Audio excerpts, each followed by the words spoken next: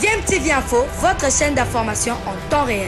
La politique, la santé, le sport, les faits de société, la musique, les rumeurs et bien plus encore. Vous découvrirez cela dans notre chaîne DMTV Info.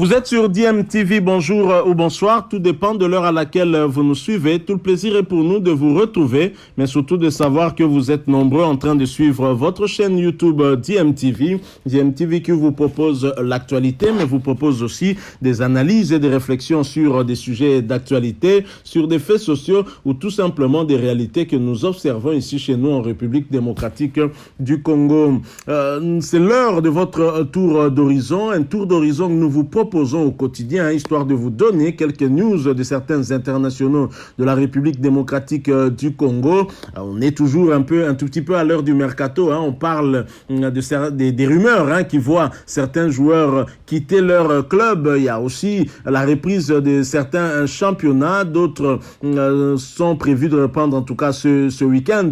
Mais pour ce tour d'horizon, nous voulons aller du côté du Maroc, à Raja de Casablanca, où le deuxième Congolais qui évolue en tout cas aux côtés de Ben Malango pourrait également à son tour quitter le club Rajaoui. Il s'agit de Fabrice Ngoma Luamba. Fabrice Ngoma Luamba, ancien de l'ASV Club, pourrait quitter à son tour le Raja Casablanca. L'international congolais serait sur les tablettes de Zamalek du Caire. C'est ce que révèle en tout cas la presse égyptienne. Fabrice Ngoma est lié avec le Raja à Casablanca jusqu'en juin 2022. Il était arrivé dans le club marocain en 2019 en provenance bien sûr de l'ASV Club, équipe de la capitale congolaise. Le milieu de terrain de 27 ans a joué 65 matchs, toutes compétitions confondues. L'intérêt de Zamalek pourrait lui permettre notamment d'avoir de meilleures garanties financières. Le Raja traverse une crise financière et les joueurs réclament des arriérés de salaire. Plusieurs d'entre eux souhaiteraient partir si une solution n'est pas trouvée. Le Maroc est en tout cas le troisième pays où évolue Fabrice Ngoma avant d'y poser ses valises. Bien évidemment, il a joué dans son pays, ici en RDC, dans le MK Étanchéité, club cher au président Max Moké. Il a également évolué du côté de l'ASV Club, mais avant l'ASV Club, il avait fait un tour du côté du Nigeria. Fabrice Ngoma sur le départ, c'est bien possible, même si il y a peu nous vous parlions de son agent qui avait dit que le joueur n'avait pas l'intention de quitter le club marocain à moins que le club n'en décide autrement. Et maintenant, peut-être qu'il va avoir une évolution. Si Zamalek tient à Fabrice Ngoma, ne restera plus qu'à Zamalek de contacter, de discuter avec Raja. D'après les informations que nous avons reçues, Raja serait déjà en contact avancé avec le joueur.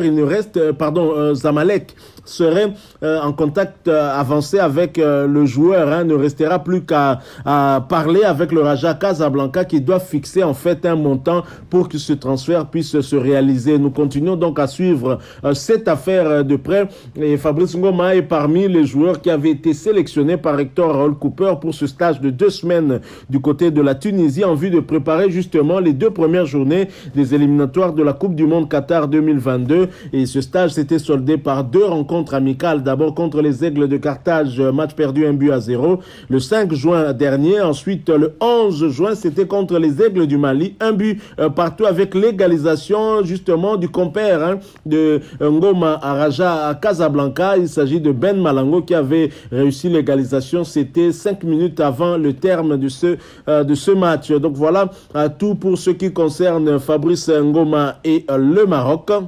Quittons le Maroc pour revenir au pays pour parler d'une affaire que vous connaissez très bien. Il s'agit en tout cas de cette tension qui devient de plus en plus vive entre l'ASV Club et le tout-puissant Mazembe Anglebert. Tension exacerbée par le recrutement de Luzolo Sita, le latéral gauche de l'ASV Club qui a finalement signé pour 5 ans du côté du tout-puissant Mazembe Anglebert. Ce transfert n'a pas en tout cas arrangé les choses chose entre les deux clubs. Mais tout est parti du feuilleton Zao Matutala ayant abouti à une sentence sans appel contre l'ASV Club au niveau de la Fédération congolaise de football association, parce qu'au niveau de la Linafoot, V-Club avait gagné Don Bosco en première instance ainsi qu'en deuxième instance. C'est lorsque Don Bosco partirait évidemment sous le soutien du tout-puissant Mazembe du côté de la FECOFA que la FECOFA va donc trancher en faveur de Don Bosco, et ce qui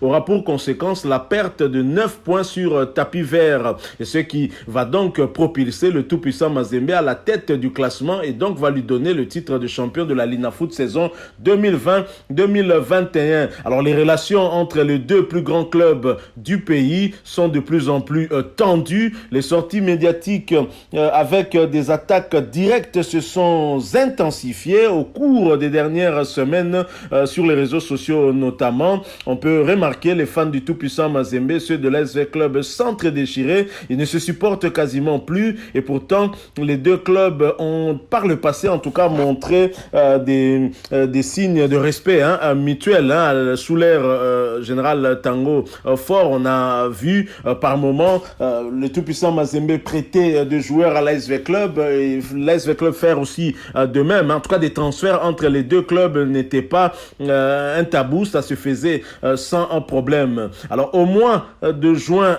dernier, le secrétaire de l'ASV Club avait accusé le tout-puissant Mazembe d'avoir falsifié la licence de Zao Matutala et a donc usé de son influence afin de gagner la bataille administrative qui opposait V-Club à Don Bosco. Et puis, après le verdict de la FECOFA privant les Dauphins Noirs du titre de la Linafoot, Patrick Banichai, puisque c'est de lui qu'il s'agit, a affirmé sur les ondes de la radio Mwangaza à Lubumbashi que les relations entre le tout-puissant Mazembe et l'ASV Club étaient devenues vicieuses. Au cours de la même émission, Frédéric Kitenge a également été joint au téléphone, bien évidemment, et en avait ajouté une couche presque qui a en fait aussi exacerbé un peu plus cette tension entre les deux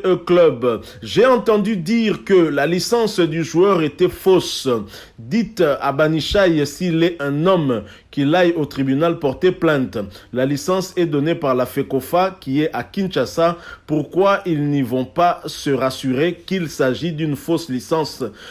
Ça, c'est des discours pour calmer les fans. Donc voilà ce qu'avait déclaré certainement en réaction Kitenge Kumba. On sait combien les sorties médiatiques de Kitenge Kumba énervent parfois, tant il est direct dans ses propos, et c'est surtout ça qui était en fait le début d'une longue marche de tumultes et tensions entre les deux familles, famille vert et blanc et vert et noir, et famille noire et blanc. Jusqu'à ce jour, cette tension ne faiblit pas, en tout cas elle devient même de plus en plus vive, et cette tension a été encore beaucoup plus vive à cause du recrutement de Luzolo Osita, le latéral gauche de l'ASV Club. Et donc voilà encore un autre dossier qui va en fait renforcer cette méfiance mutuelle entre les deux clubs. Alors Ernest Luzolo, le latéral gauche de V-Club,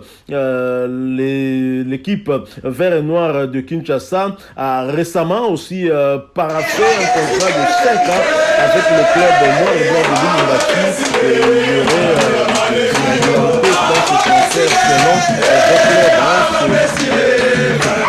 Je estime que ce transfert n'a pas respecté en tout cas le texte, d'autant que ce joueur est un joueur de l'ASV Club. Alors que toute l'équipe de Baptiste CGC avait été aussi très clair. V-Club a notamment déclaré qu'ils font signer des contrats à des joueurs qui sont sous contrat. Donc voilà, ce qu'a entre autres affirmé, c'était le samedi 7 août, sur le conducteur de l'ASV Club, ce qui a été écrit en tout cas sur le conducteur de l'ASV Club. Donc, c'est l'équipe technique qui sont aux côtés. J'ai très clairement dit, mes amis de Versailles doivent respecter leurs supporters et ils vont les respecter en leur faisant la vérité de ce